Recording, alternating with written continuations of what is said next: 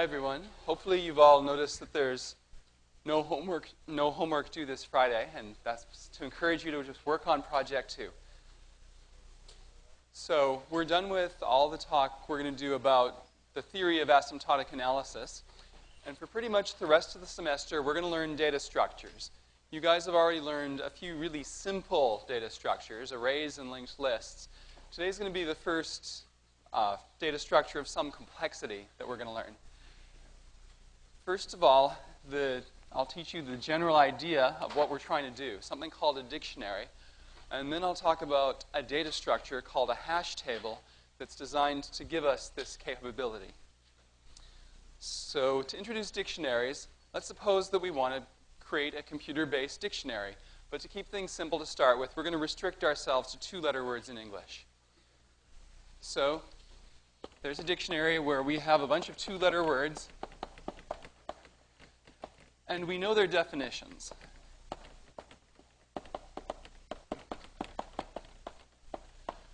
And so just like with a paper dictionary, it's pretty easy to look up a word and find its definition. We'd like a computer to be able to look up a word and find its definition as quickly as possible. Now, there's an official name for the word. The word is called a key that addresses the definition.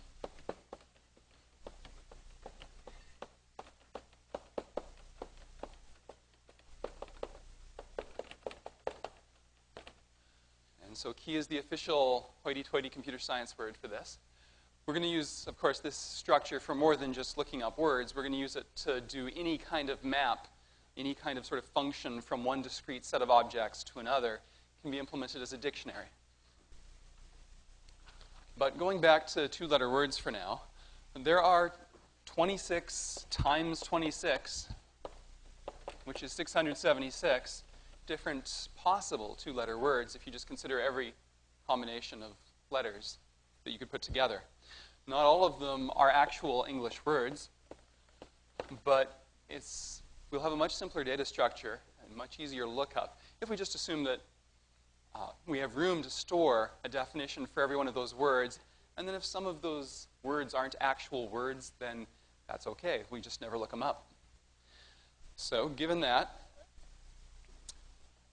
to implement a dictionary, we're going to use an array of 676 references. And then we can just use that array to map every word to a dictionary meaning. So to insert a definition into the dictionary,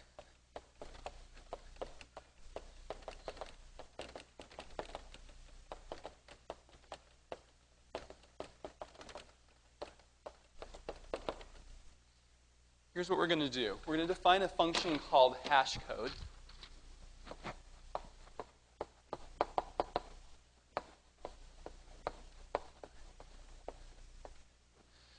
And what hashcode does is that it maps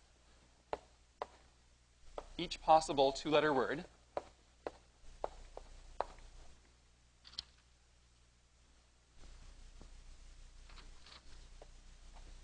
or more generally, maps each possible key to a unique integer in the range 0 to 675.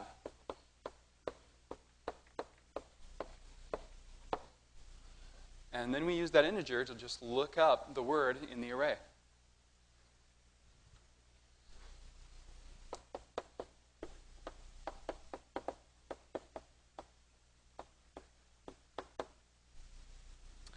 And we make that particular entry in the array, we call that the bucket, where we're going to store the definition for that word. And then whenever we want to look up that definition, we can look it up basically in constant time.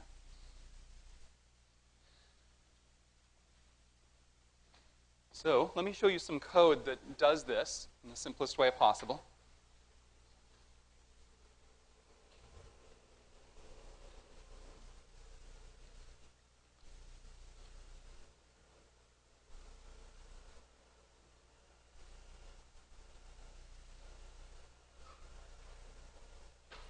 That's better.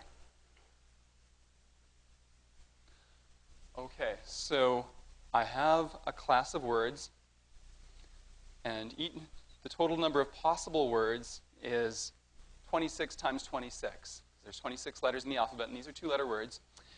And here's my function hash code that I talked about. And the way you actually implement it is you take advantage of the handy fact that Java lets you treat a character as a number. And so you can mix characters with ints. So you take whatever the first character is in the word, and you subtract a, and that gives you a number between 0 and 25. Like a would be 0 and z would be 25. And then you do the same thing with the second character, giving you another number between 0 and 25, and those signify your letters.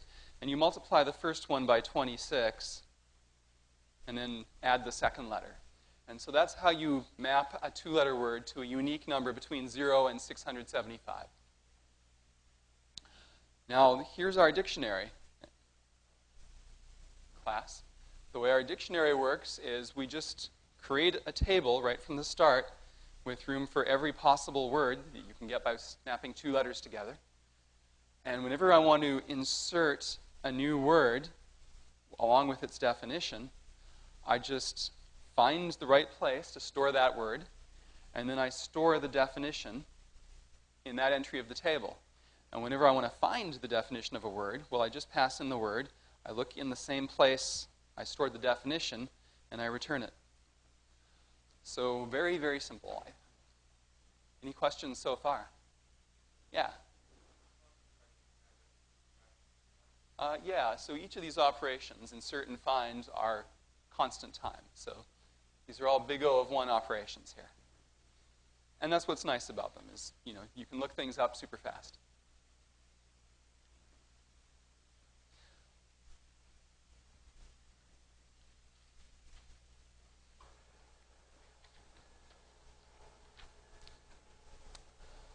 The problem with this is that we're storing two-letter words.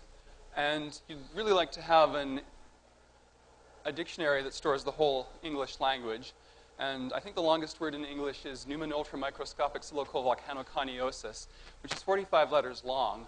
So you would need to be able to have an array of length, 26 to the 45th, to use this technique to store every word in the English language. And this is one of those magic numbers that is bigger than the number of estimated subatomic particles in the universe. So you're not going to do that. We need to be a little bit more clever if we want to store the whole English language in a dictionary. And so that's where hash tables come in.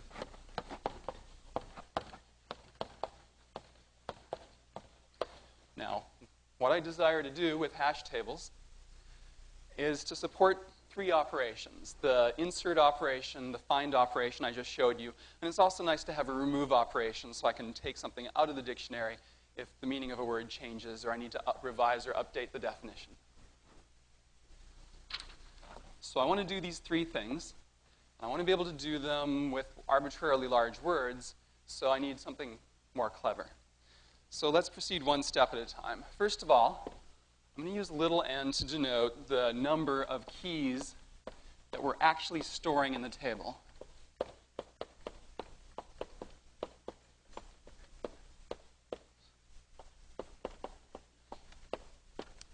Now, this is not the maximum possible number of words. This is not this 26 to the 45th number here, because we can't deal with that. Instead, this is the actual number of words we want to store. Now, the English language, even if you go to the Oxford English Dictionary and pull up every obscure word ever used in the 1500s, is still less than 1 million words. So n for the English language is, I think, somewhere around 700,000. So this is something that a computer can cope with. And we're going to let capital N be the number of buckets we use to store these keys. And the number of buckets is not going to be 26 to the 45th either, because we can't do that. We'll never have enough memory.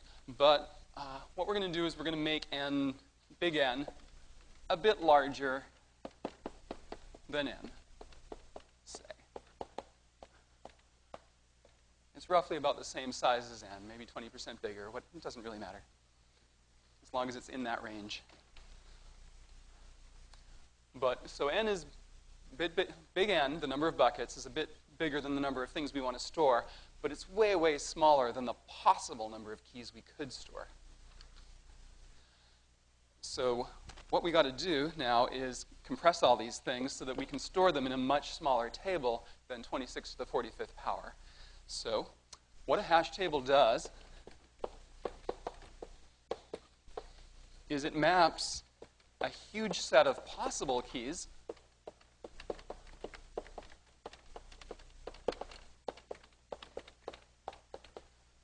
by possible keys, I mean every possible permutation of letters. So lots of possible keys are not English words. But there's this huge imaginary set of possible keys, but we're only going to use a few of them in practice. And so what we're going to do is we're going to map those into a much smaller number of buckets, capital N buckets, by applying something called a compression function to each hash code.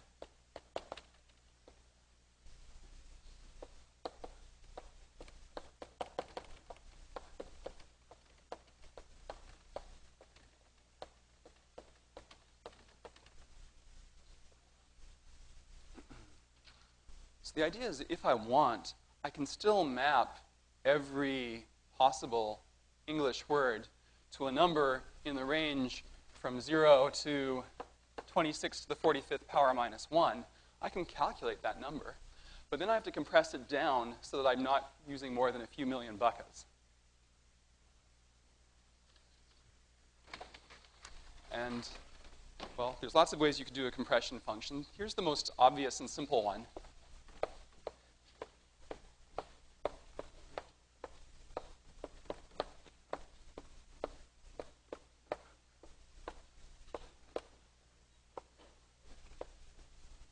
Okay.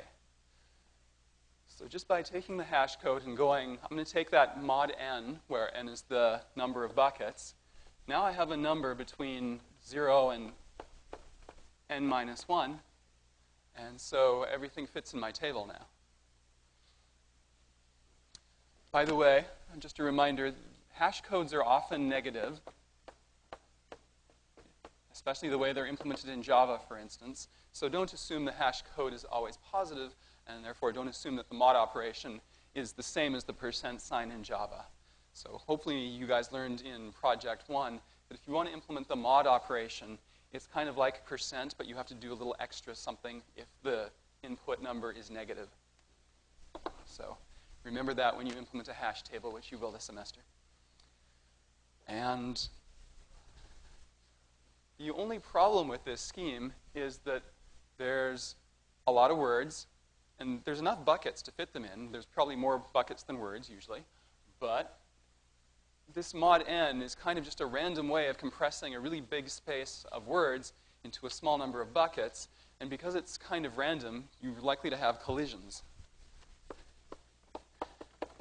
And a collision is the circumstance where several keys hash to the same bucket.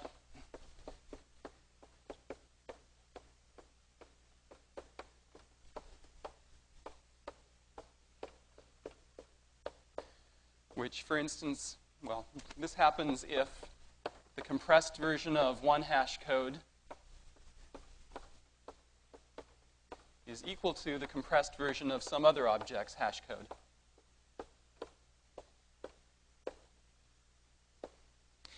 And so we're going to spend most of this lecture and part of the next figuring out, well, how to deal with collisions, how to reduce the likelihood of their happening, et cetera, et cetera. Any questions so far? Yes, sir. This is H here. So H is just the name of my compression function. Let me make my H's really tall.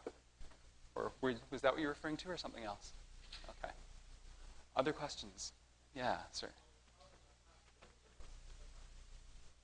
How is the hash code determined? Well, that's a black art, and we're going to talk about it a little bit today and mostly next lecture. But for the words that we've got right now, what I can do is I can take a word, I can think of each letter. There are 26 letters in the English alphabet, or the Roman alphabet. And so you treat each of those as a digit between 0 and 25, and you pretend the word is a base 26 number. And then you just express it as a number and compute it, convert it into the internal binary format of the computer, and then, which hopefully your TA taught you how to do that during the very first week's discussion section, and go from there.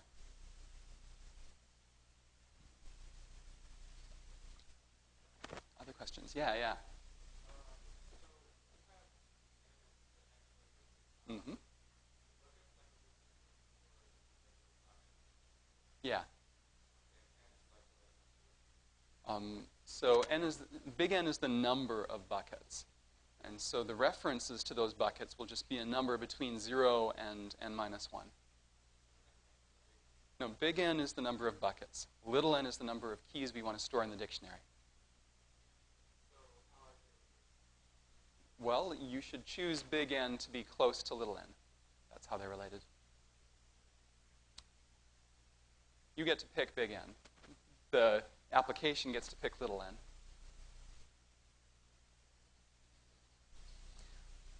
So here's how we handle these collisions. We do something called chaining.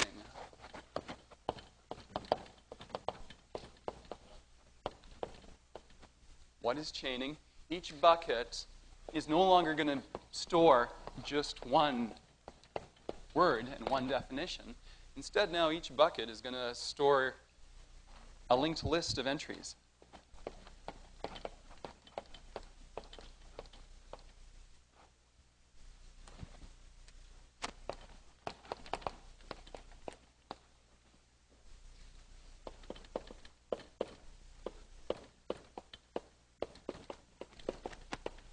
And that linked list is called a chain.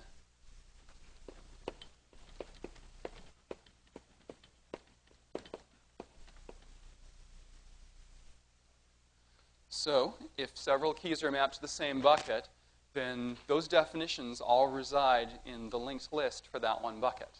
And so you can put as many definitions into one bucket as you need to.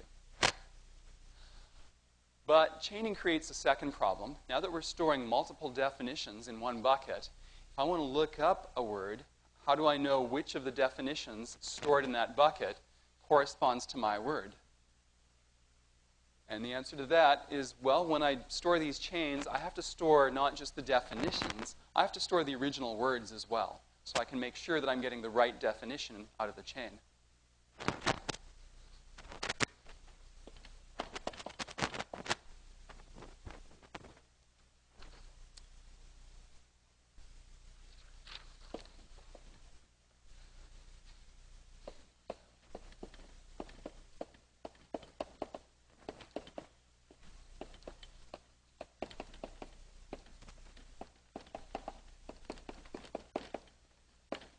So whenever I store a definition in the table, I'm going to store the key with the definition as a pair in that table.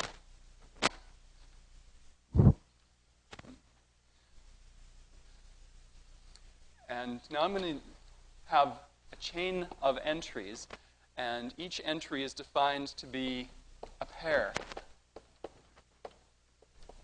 An ordered pair consisting of a key and some value that's associated with that key. And this will be our general terms that we use for dictionaries and hash tables. In this particular case, the key is an English word, and the value is the definition of that word.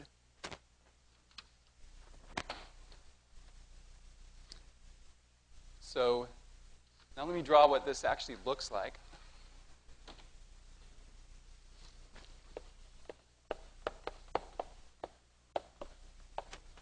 So I've got def table is going to be my table, and it is a reference to an array. And this array might go on for a good long time, but I'll...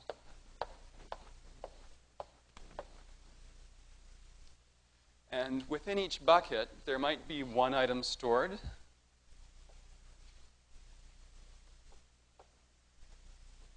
One entry, which consists of a word and its definition.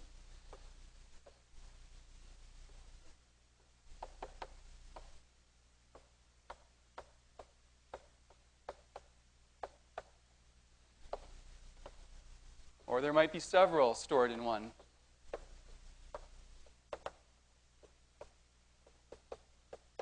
Or you can have buckets that just by chance didn't get anything mapped to them at all and just contain a null pointer. And so this goes on.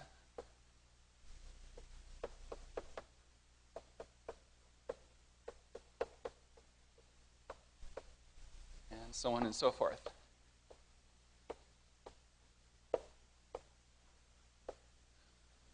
So I'm sort of using an abbreviated representation here. So when you see this, what this really is it's an object that has a key pointer and a value pointer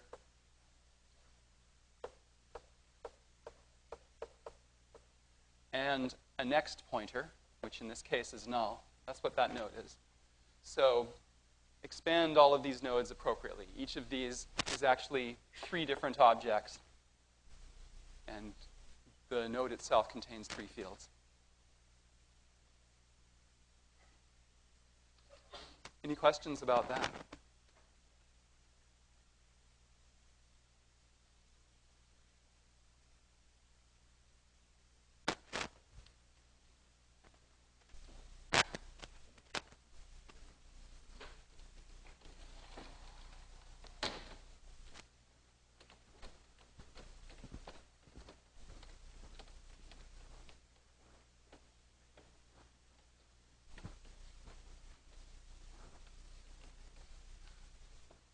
So I told you that there are some operations I want to support. So let's look at how we can do those operations.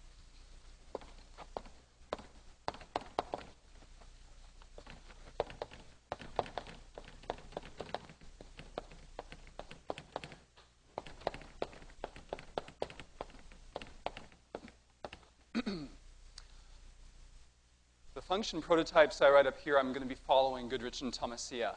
So this is the way they define their insert method, and so I'm sticking with that. What the insert method does is it takes a key and a value, it combines them together into an entry object, and it stores that entry in the hash table. And for some reason, it also returns the entry object that it creates to store your key and your value. I don't know why, but it's there if it's convenient for you. So here's how we implement this. First of all, you compute the key's hash code.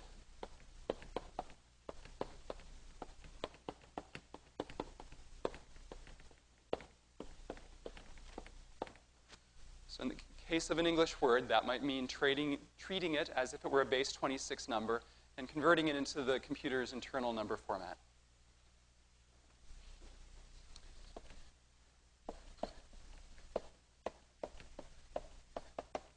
Then compress it so it fits in the table, and that tells you what bucket to store it in.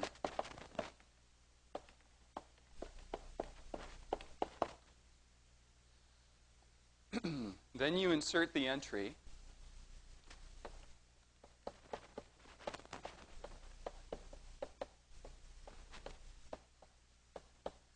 And when I say entry, please remember that I mean the key and the value together into the table, or specifically into the chain for that particular bucket. So into that linked list it goes. Once you've inserted a few things into your dictionary, you might want to look something up.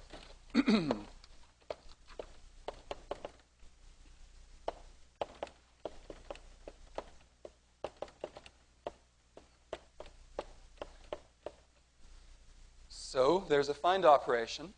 You pass it a key. You don't know the definition, but what you get back is an entry which includes both the key and the associated value. So now you have the definition. And that's how you look up the definition of a word. And so the way this works is pretty similar to the way you insert. Once again, you hash the key, which means finds its hash code, and then compress it. And that tells you what bucket it's in. Then you have to search through that linked list. So we search through the chain for an entry. with the specified key.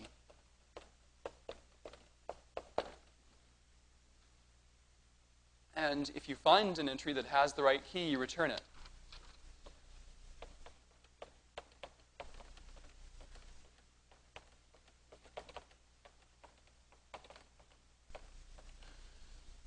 But if you get to the end of the chain and you haven't found any entry that has your word in it, then your word's not in the dictionary, so you just return something that says your word's not in the dictionary.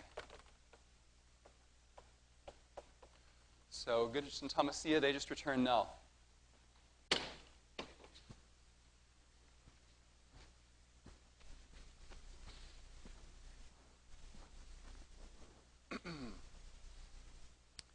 And the last operation we want to support is removing a key.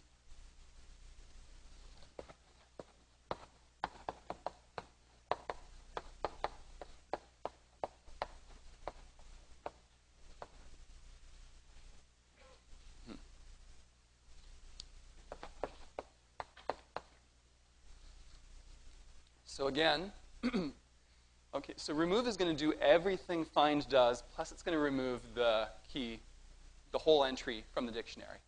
And when I say it does everything find does, it even returns the entry after removing it from the dictionary. So it basically works almost exactly the same way that find does. You hash the key, you search the chain,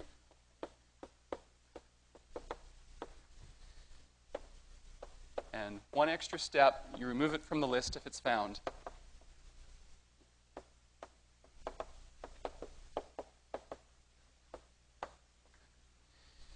And then you return the same thing that find would return.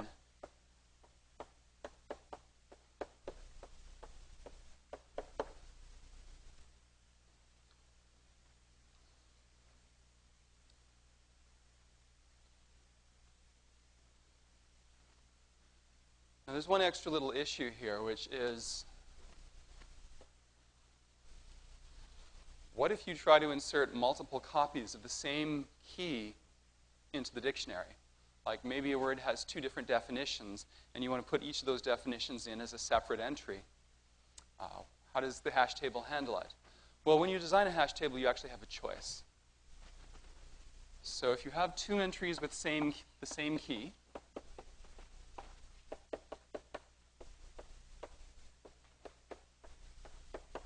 then there are two approaches that are commonly taken.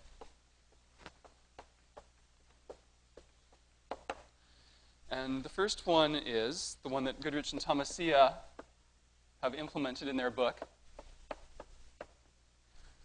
which is insert both. So now your chain has two different entries in it that have the same key, or 5 different entries, or 100 different entries.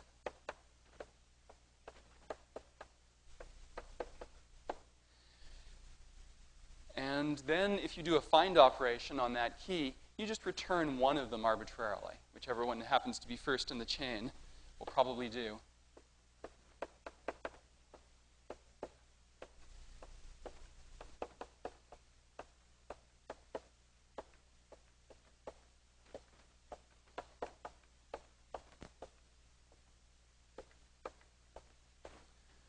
And in fact, Goodrich and Tomassia also provide a find all operation, which, if you want, will allow you to enumerate all of the items matching a certain key in the hash table. So if you want all of them, they give you a way to do that. The second approach you could take is replacement. So the second approach is, I'm going to say there's only allowed to be one entry with a given key in the dictionary. And if you try to insert a new one with the same key, I'm going to overwrite the old one.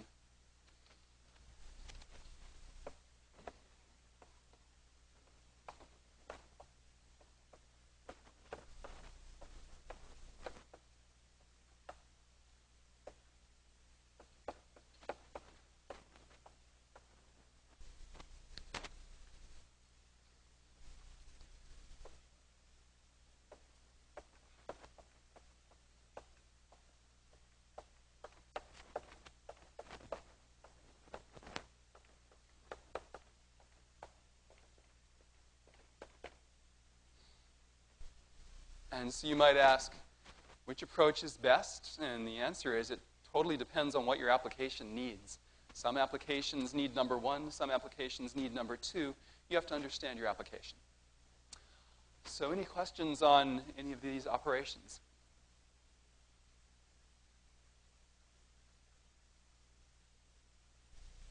All right. Onward then.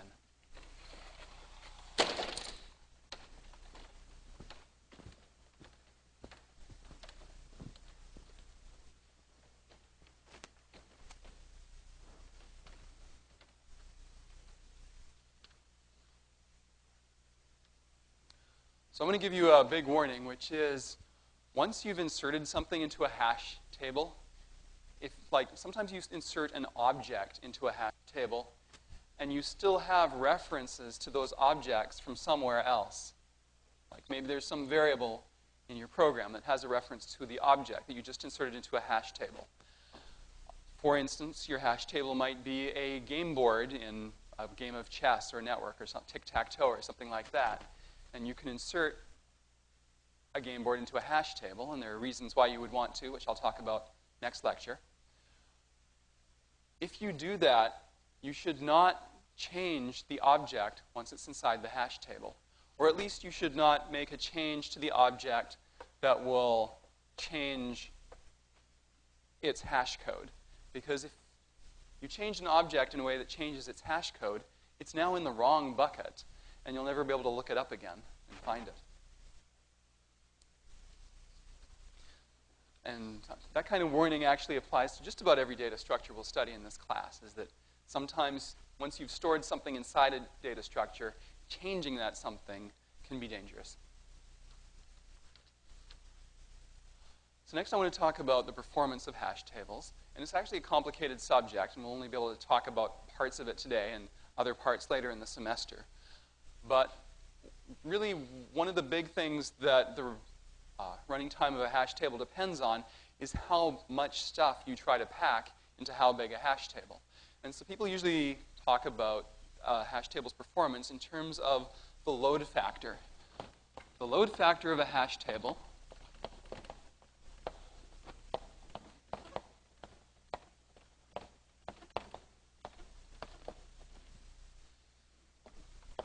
is little n over big N.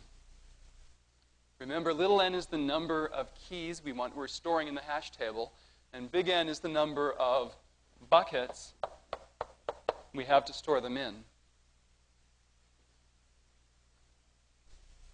Now, we want the load factor to stay small.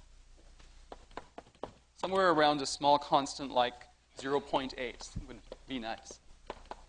Or even 1.2 wouldn't be bad, but if the load factor stays low, meaning close to a small constant, and if the hash code and the compression function are good, and we'll talk more later about what it means for those to be good,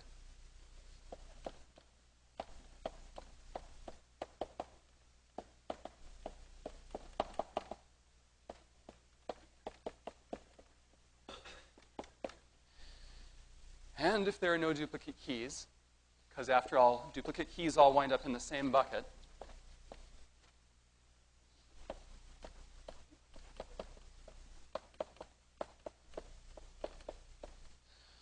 then the linked lists stay short.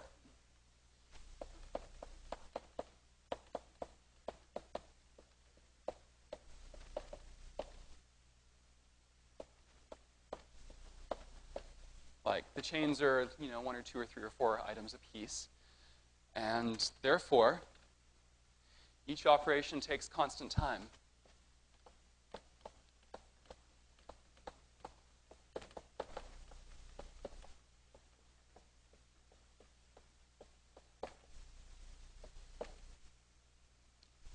Let's just say order 1.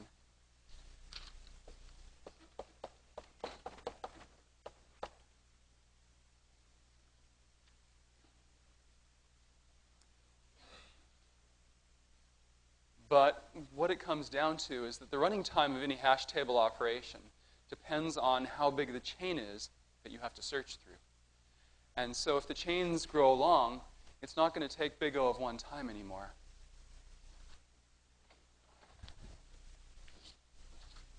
In other words, if the load factor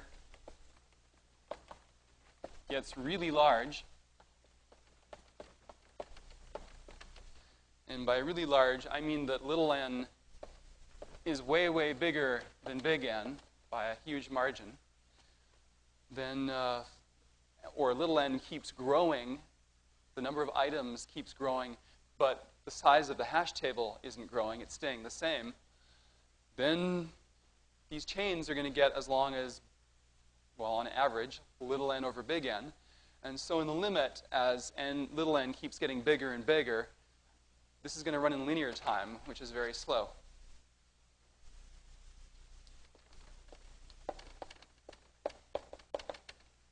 Well, let's say theta n time. I mean, in the limit, as little n goes to infinity and big N doesn't grow, your worst case running time is going to be at least proportional to n. Now, having multiple buckets still helps because it divides the running time by about big N. So if big N is 10, it only takes 1/10 as much time to find an item, maybe. So the point is, you don't want to let the load factor get big. You want to try to keep big N the same size as little n, roughly speaking. To really do a proper analysis of the running time of hash tables based on this requires some probability theory. So we're going to put that off till the end of the semester, but we will come back and do a proper analysis. Any questions about that? Yeah.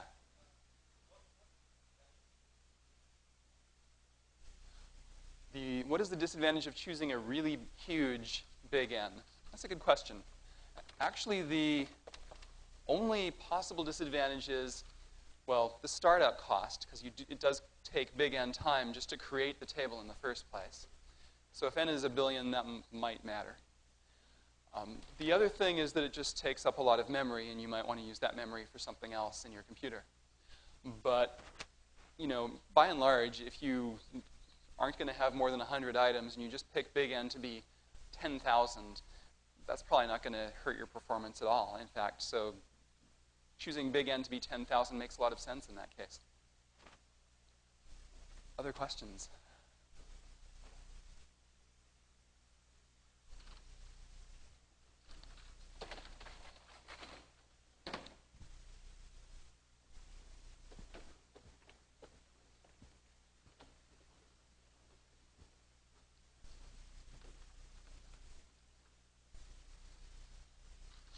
Okay.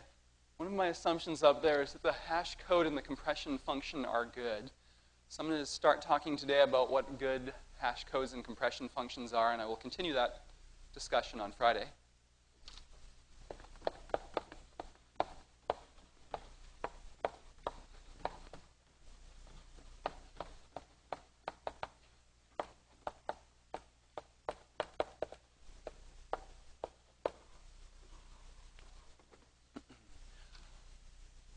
So you'll recall that, again, that the way this works is you have a key.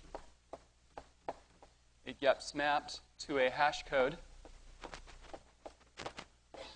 And that gets mapped to a number between 0 and n minus 1 by the compression function.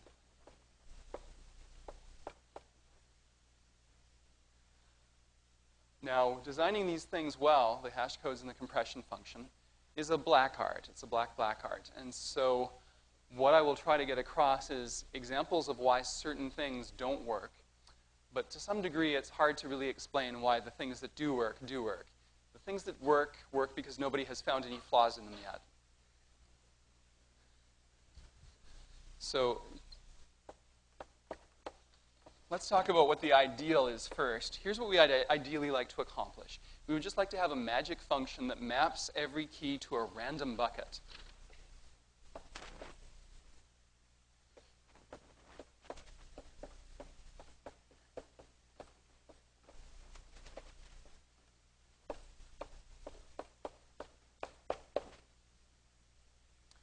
With each bucket being equally likely.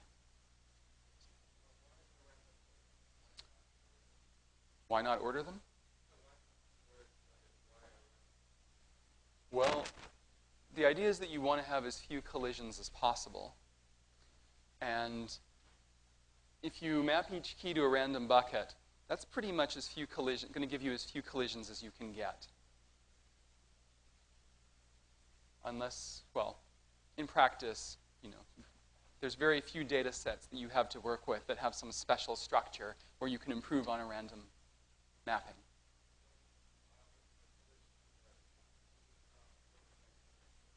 I mean the two different keys, yeah, two different keys, two different words, say. Suppose the words tin and rock both go through this process, and they both wind up mapping into bucket 3. Then that's a collision. Yeah. We don't like collisions because they cost us time. They slow down the search operation in a chain. They slow down the remove operation in a chain. Well, they slow down all the operations on a hash table. Yes? Mm-hmm.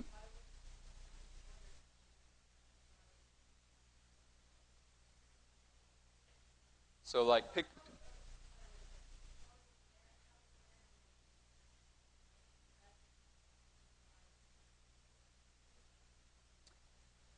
So what you're saying is you'd like to have a function that just maps every possible item to a different bucket? Or every... Okay. The fact is nobody knows how to do that. So, I mean, that's really the bottom line, is that if you just drop a bunch of keys on my head and say, come up with some fast-to-compute function that will map each of these keys to a different bucket, nobody knows how to do that. In fact, now, we do know how to... if you give me a bunch of keys, I do know how to write a computer program that will map each of those keys to a different bucket so that each bucket is different. And this data structure that allows me to do that is called a hash table. So, but I can't use a hash table to compute the hash code for another hash table because that just slows things down. Now, so the reason people use random function is because that's the best anyone's come up with. No one knows how to break that, do better than that. Yeah. Sorry, what is in...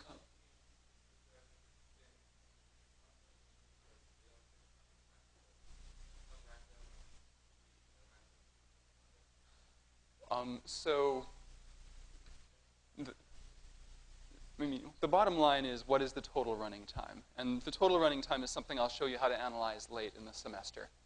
But it comes down to the total running time has to do with the number of collisions, but it also has to do with the lengths of chains. So if a chain grows really, really long, and you do lots of operations that access that particular chain, then that's what really costs you. So the cost of doing lots of operations on a hash table is roughly proportional to the square of the length of the chains that you're dealing with.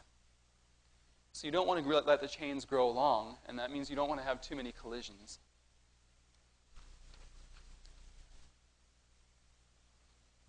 Now, this ideal, when I say map each key to a random bucket, I do not mean that every time you look up the key, like the word tin, you roll the dice and you get a different bucket each time. No, for a hash table to work, a certain word, a certain key, has to always map to the same bucket. So I don't mean random in that sense. But what I mean is it's random in the sense that you roll the dice once for any given word. So tin maps to bucket 3, but then you have a fast function that can compute, that can hash tin and get 3 over and over again every time. That's what you really want. But it's actually pretty tricky or difficult in practice to achieve this ideal, to create a function that's totally random and maps every different word to a completely random bucket. That's actually hard to do. So what we usually do in practice is look for functions that approximate that. So the hash code is the harder part. So let me start with the compression function, which is the easier part.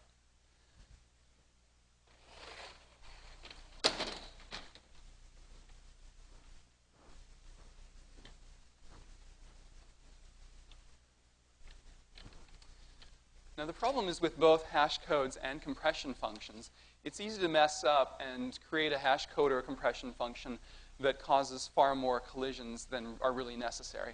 Just to give you an example of a bad compression function, an idea of what to look out for, what can go wrong. Consider this example. First of all, suppose the keys are integers.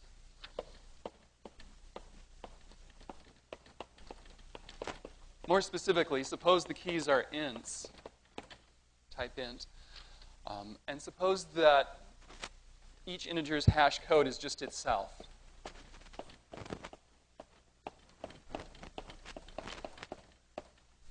Which is pretty good because at least the hash code isn't going to cause any collisions.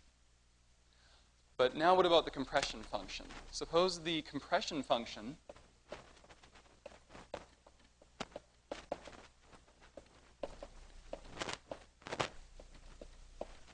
H maps the hash code to hash code mod n. And suppose that n is 10,000 buckets. I decide, I think I need a table big enough to store 8,000 to 10,000 items, so I'll use 10,000 buckets. Okay, what's wrong with this? Well, the thing that's wrong with this is a lot of applications don't generate all integers with equally likelihood. You know, it's not random, but it's systematic. And so maybe one application, just for whatever reason, all of the integers are divisible by 4.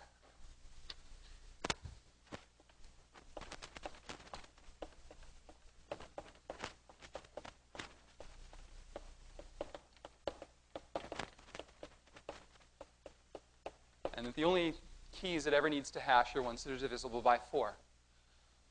Well, if you take a number that's divisible by 4 and then take it modulo 10,000, it's still divisible by 4.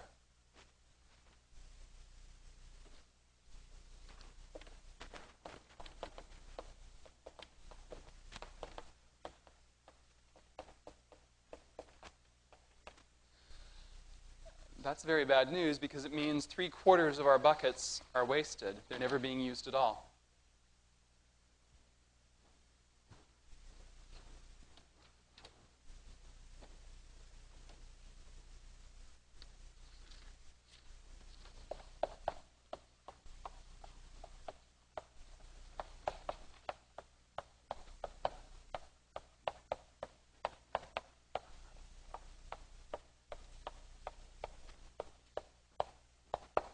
So we thought we had a hash table of size 10,000, but really we have a hash table of size 2,500. And we're not doing nearly as well as we thought we should be for the amount of memory we're using.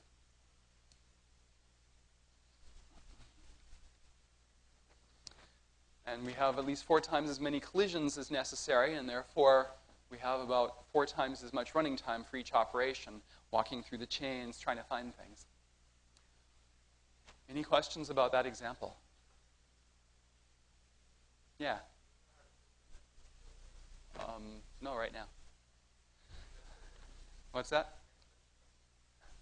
Next lecture?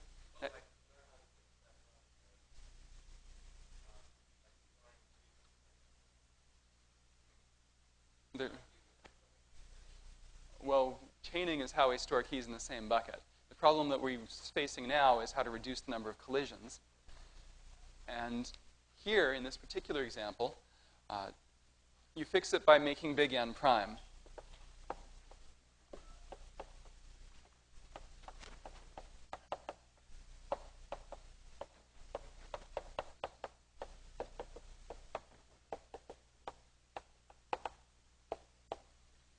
So it seems like magic, but choosing big N to be prime, the number of buckets, now means that if you're getting keys that are consistently divisible by some number, after you take the modulo big N, they won't be divisible by any particular number anymore. So you just want N to be a big prime, and that tends to solve this problem. Now, for reasons I won't discuss, but if you want to see the reasons why, read section 9.2.4 of Goodrich and Tomassia. This compression function is even better.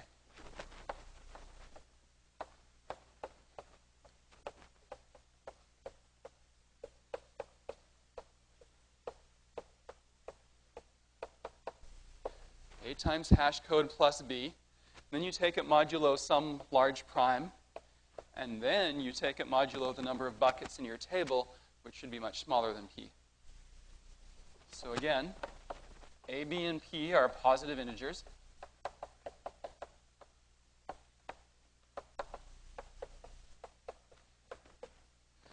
P is a large prime.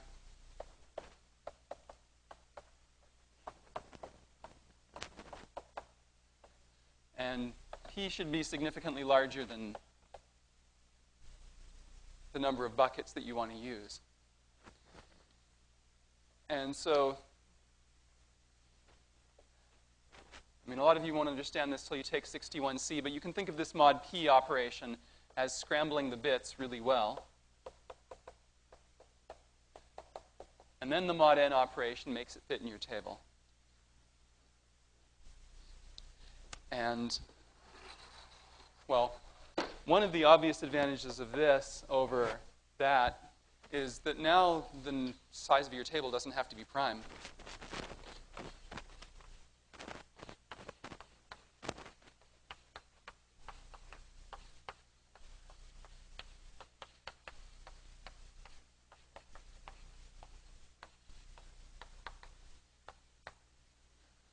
Any questions about that?